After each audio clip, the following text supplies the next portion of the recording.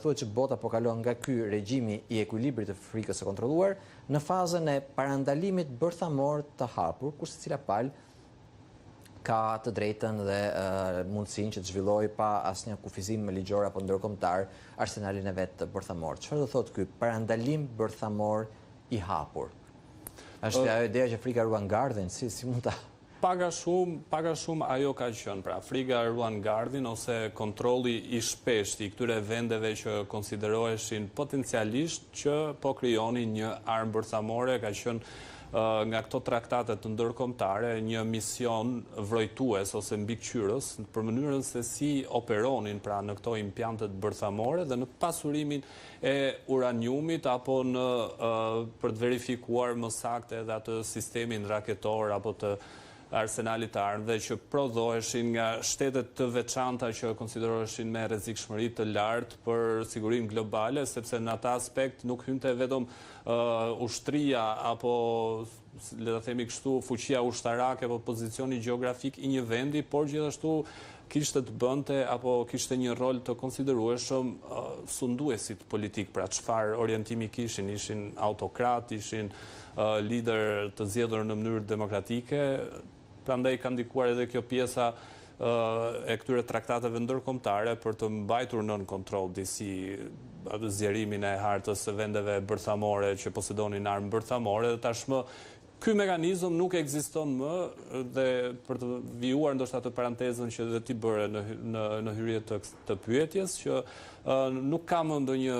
mekanizëm që I kufizon vendet që të mos arrin një armë bërthamore përveç presionit ushtarak që po e shohim duke u bërë ditaditës edhe më prezent I Shtetet Bashkuara të Amerikës konkretisht ndaj Iranit me ato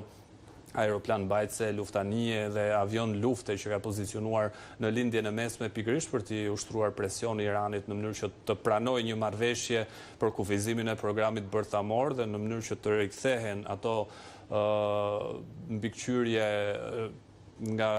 ekspertë të ndryshëm të çështjeve atomike. Ndoshta rasti I Ukrainës na ndihmon Xhevi të kuptojmë më mirë, sepse Ukraina ka qenë dikur një vend që kishte arsenal bërthamor dhe u bind nga perëndimi që të hiqte dorë nga arsenali I vet bërthamor në këmbim të garancive që do të vinin nga SBA, Britania e Madhe, mos gaboj unë, dhe nuk më kujtohet kush. Në fjalë për traktatin e Budapestit faktikisht që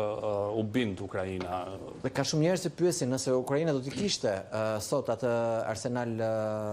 bërthamor, a do të ishte sulmuar nga Rusia? Sepse frika, nëse unë e kuptoj qartë të fazën e re të mbrojtjes bërthamore në cilën po shkon bota, është që ti nuk më pushton dot mua sepse kam arsenal bërthamor dhe të kundërpërgjigjem, pas unë nuk të pushtoj dot ty se ke arsenal bërthamor dhe më kundërpërgjigjesh. Pra secili qëndron te vetja nga halli, jo nga dëshira në këtë rast. Pikërisht edhe kjo humbja e besimit në respektimin e këtyre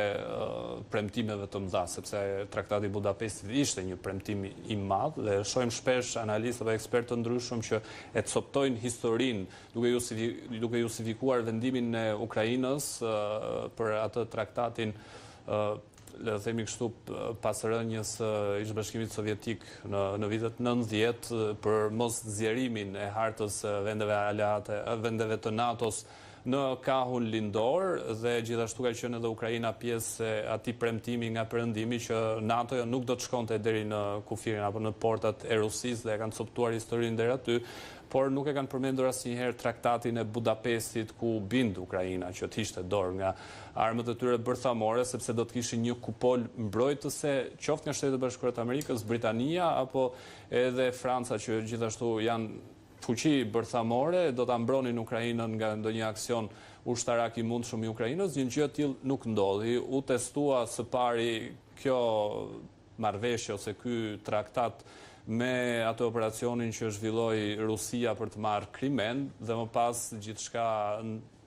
rodhi ashtu siç rodhi dhe me operacione të tjera për të ndarë edhe popullatën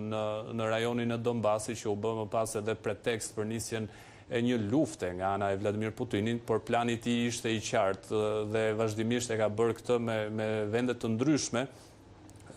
pavarësisht se në Ukrainë ka perceptuar duke kaluar në një luftë në shkallë të gjerë, faza e parë gjithmonë e atij programit politik të destabilizimit të Vladimir Putinit nis me një zonë tepër të vogël për të parë reagimin, nëse do t'ishte i ashpër reagimi i Perëndimit, por në atë vit Perëndimi, të paktën sa i përket Krimes, u ndal vetëm në vendosjen e sanksioneve dhe dënimit verbal, duke parë që Vladimir Putin dhe Rusia aktualisht njeh vetëm gjuhën e forcës.